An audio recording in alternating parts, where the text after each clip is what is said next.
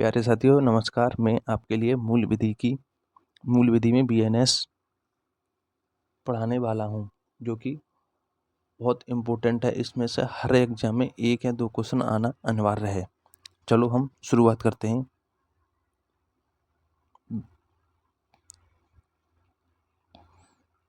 BNS का इतिहास। BNS का इतिहास 1834 ईस्वी में लॉर्ड थॉमस बेबिंगटन मैकाले की अध्यक्षता में हुआ था। इसे बीएनएफ को भारतीय विधि आयोग कहते हैं। बीएनएफ के पहले आईपीसी हुआ करती थी। हम आईपीसी का इतिहास बोलेंगे कि लॉर्ड थॉमस बेबिंगटन मैकाले की अध्यक्षता में हुआ था। अब आईपीसी के स्थान पर बीएनएस आया है। इसे भारतीय विधि आयोग भी कहते हैं। क्यों हुआ था? नंबर 1, न्यायालयों की अधिकारिता, शक्ति और नियमों की जांच के लिए, पुलिस स्थापनाओं की जांच के लिए, भारत में लागू कानूनों की जांच के लिए। आयोग ने आईपीसी की सिफारिश की। फिर 1860 में आईपीसी अधिनियमित किया था। 1860 में आईपीसी अधिनियमित किया था। 2023 में सरकार को न्यू चेंजेस आए हैं, जैसे कि 11 अगस्त 2023 को लोकसभा में बीएनएफ का विधेयक पारित हुआ था तथा बीएनएस अधिनियमित इनएक्ट पारित हुई थी 25 दिसंबर 2023 को। बीएनएस ने पुराने कानून आईपीसी का स्थान ले लिया है। बीएनएफ को भारतीय न्याय संहिता कहते हैं तथा आईपीसी को इंडियन पीनल कोड, भारतीय दंड संहिता कहते हैं। यहाँ से हमारे इम्पोर्टेंट फैक्ट क्या क्या बन सकते हैं वो सुनो।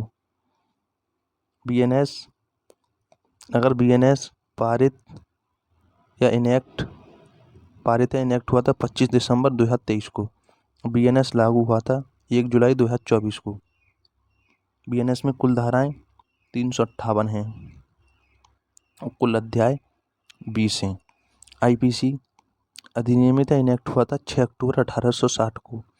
इसमें और लागू हुआ था 1 जनवरी 1862 को।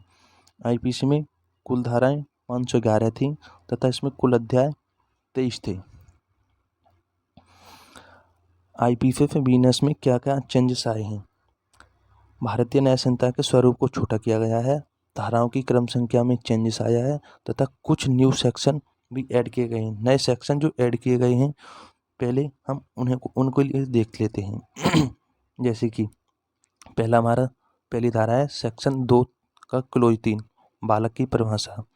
सेक्शन 48 में भारत में अपराधों का बाहर से दुष्प्रेषण। सेक्शन 69 में प्रवंचपूर्ण छलपूर्वक साधनों का प्रयोग करके मैथुन या इंटरकोर्स करना। सेक्शन 73 में कोर्ट से परमिशन, अनुज्ञा के बिना कोर्ट की कार्यवाहियों से रिलेटेड किसी मामले या मैटर का प्रकाशन करना।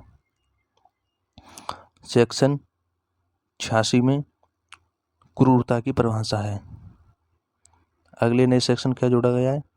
सेक्शन 95 अपराध करने के लिए बच्चों को भीड़ पर लेना या लगाना। सेक्शन 103 का क्लोज 2 मॉब लिंचिंग, 5 या 5 से ज़्यादा लोगों के द्वारा मृत्यु की जाना। सेक्शन 106 का क्लोज 2 वाहन से यदि मृत्यु हो जाए तो। सेक्शन 111 संगठित अपराध। सेक्शन 112 में है छोटे संगठित अपराध। सेक्शन 113 आतंकवादी कृत्य हमला। सेक्शन 117 का क्लोज 3 घोर उपहति, स्थायी या विकलांगता, किसी को घोर उपहति पहुंचाना या उसे हमेशा के लिए स्थायी विकलांगता बना देना। सेक्शन 117 का क्लोज 4 5 या 5 से ज़्यादा लोगों द्वारा घोर उपहति का किया जाना है। और इसमें नई धारा और क्या जोड़ी गई हैं, जैसे कि सेक्शन 152 भारत को संप्रभुता, एकता और अखंडता के खतरे में डालने वाले कार्य। सेक्शन 195 क्लोज 2 में लोकसभा जब बलवा या रियोट को दबा रहे हों तो ऐसे धमकी देना। सेक्शन 197 का क्लोज डी भारत की संप्रभुता, एकता और अखंडता को खतरे में डालने वाली भ्रामक जानकारी या प्रकाशित करना। सेक्शन 195 का क्लोज डी में है, सेक्शन 197 का क्लोज डी में है। अगली धारा हमारी इसमें नई क्या जोड़ी गई है, धारा जोड़ी गई है 304। सेक्शन 304 इसे झपटा मारी कहते हैं। सेक्शन 324 का क्लोज 3, सरकारी स्थानीय संपत्ति को रिष्ट या नुकसान पहुंचाना। सेक्शन 341 का क्लोज 3, फर्जी मोहर, प्लेट या उपकरण के कब्जे में रखना व प्रयोग करना। 358 में आईपीसी को निरस्त कर समाप्त किया गया है। इसकी जगह बीएनएस को के कार्य लागू किए जाएंगे, जो कि बीएनएस में नई धारा जोड़ी गई हैं। प्यारे साथियों, मैंने आज उनके लिए बता दिया है। कल से हम बीएनएस भारतीय न्याय संहिता की धारा 1 से स्टार्ट करेंगे। अगर आपको वीडियो अच्छी लगी हो तो चैनल को लाइक करें, सब्सक्राइब करें तथा चैनल को लाइक करें, सब्सक्राइब करें तथा वीडियो में कमेंट्स करना ना भूलें। जय हिंद प्यारे साथियों।